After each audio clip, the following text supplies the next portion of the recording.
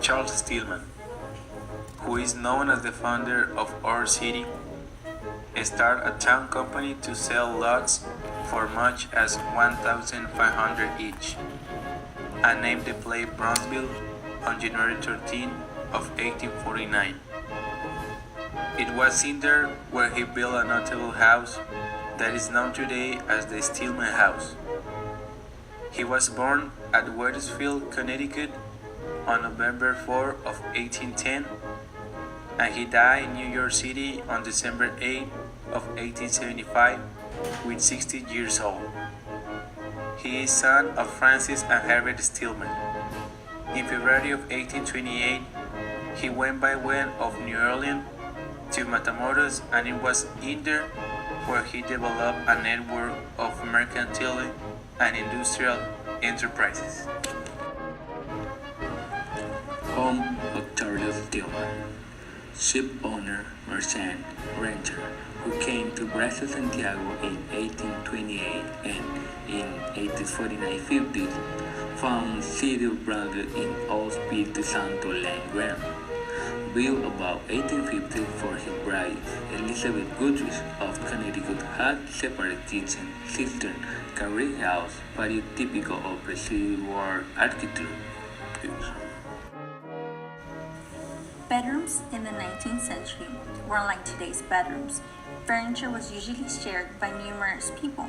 Mattresses were lumpy, linens were expensive, and clothes hung in hooks, not in hangers, or were usually folded and put away for protection.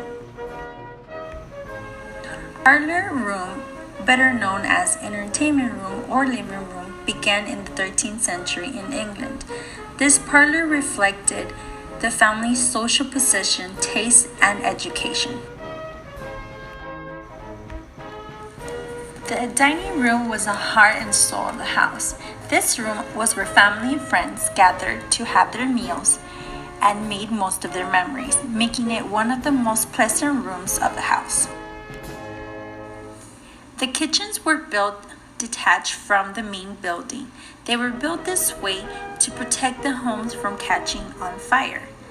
Most kitchens in this century had large fireplaces where they would cook their meals.